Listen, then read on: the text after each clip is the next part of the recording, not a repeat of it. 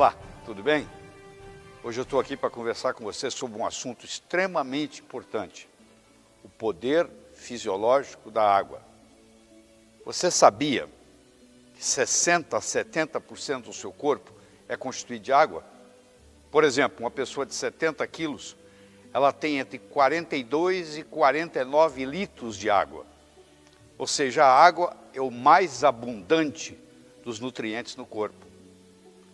Apesar do planeta ser constituído mais de 2/3 de água, é 2/3 de água salgada.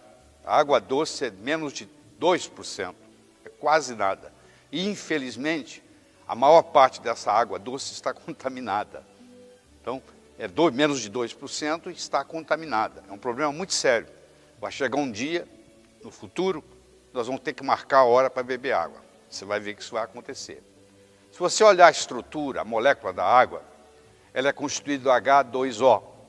Ela tem 2 hidrogênios e 1 oxigênio. Os hidrogênios são positivos, o oxigênio é negativo. Então a água tem uma coisa chamada polaridade.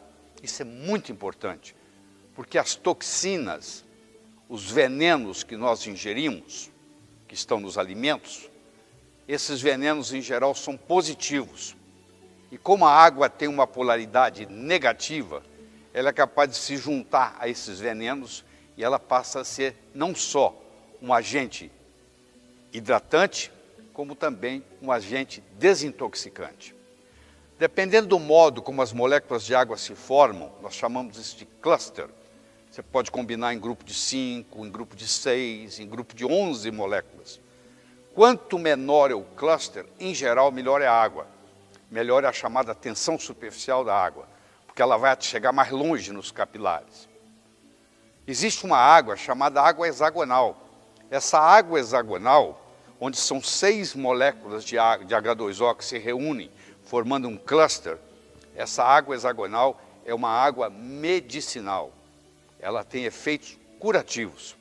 Existe um hospital em Tóquio, no Japão, onde o único tratamento feito é com essa água. É uma água chamada ionizada. O japonês chama de Kangen Water.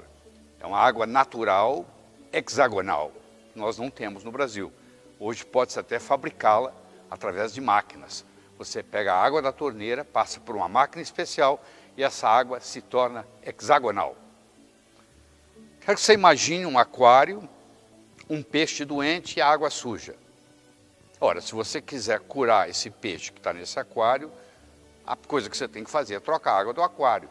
Pois é, as nossas células, nós somos como um aquário ambulante. As nossas células estão nessa nossa água, 70% do corpo é água. Se essa água estiver contaminada, as nossas células adoecem.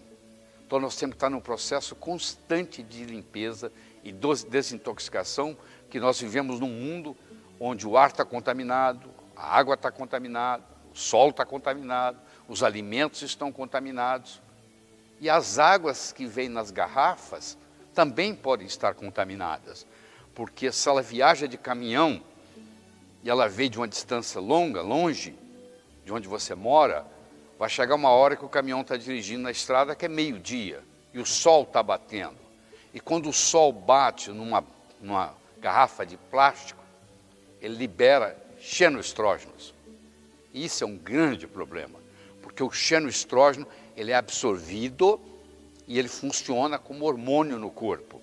Então nós passamos a ter um distúrbio hormonal em consequência de uma água que foi contaminada por ter vindo de longe e sofrido a radiação do sol, e a garrafa, o plástico libera, chamados xenoestrógenos, que são absorvidos pelo corpo.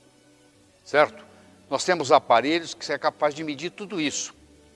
E todo alimento que nós ingerimos, no final da história, ele cria um lixo que é ácido. Então, quanto mais alcalina for a água que nós tomamos, melhor para nós. Para você saber se uma água é boa, se ela vai servir mais como remédio do que como tóxico, tem 5 características importantes que você tem que considerar numa água. A primeira é a pureza. Ela tem que ser pura, mas não é suficiente. É necessário, mas não é suficiente. Segundo, ela tem que ter um pH, no mínimo acima de 7,4. porque o pH do sangue é em torno de 7,4. Se eu tomo uma água que tem um pH menor que 7,4, eu vou fazer um esforço fisiológico para manter o pH do sangue. Então a água tem que ser acima de 7,4. Ela tem que ter o chamado poder de redox. Ele é capaz de fazer redução. Ela é capaz de ser antioxidante. Você tem água que é oxidante, que oxida, que te enferruja por dentro. E você tem água que te reduz, que é antioxidante. E claro que você quer tomar uma água que seja antioxidante. Ela tem que ter condutibilidade. Se eu dou um comando para levantar o meu braço, esse comando sai do meu cérebro, percorre os nervos e eu levanto o braço. Para fazer isso tem que ter condutibilidade. Quem faz isso são os íons, são os minerais que nós bebemos, que estão na água. Então por isso que você tem que tomar água rica em minerais. E ela tem que ter uma tensão superficial baixa. Dependendo do número de moléculas que reúnem, ela pode ter uma tensão superficial mais alta, quando ela tem muitas moléculas se reunindo, ou ela pode ter tensão superficial mais baixa, quando tem menor número de moléculas se reúne. Quanto mais baixa for a tensão superficial da água, mais benéfica é essa água e mais hidratante é essa água. Então o cluster, que é determinado hoje por ressonância magnética nuclear, você determina qual é o cluster da água, também faz uma diferença enorme. Então olha que interessante, todas as toxinas do corpo têm uma carga elétrica, a maioria das vezes positiva. A água tem uma polaridade negativa, e isso permite então a água não só ser um hidratante, como também um desintoxicante. Mas não é qualquer água que faz isso. Por isso você tem que procurar pesquisar, de preferência, uma água perto de onde você mora. Não adianta você morar em Recife e comprar uma água de Porto Alegre. Porque para ela ir de Recife de Porto Alegre até Recife, ela vai sofrer radiação do sol e num plástico vai liberar xenoestrógenos e a água já chega contaminada na sua mesa.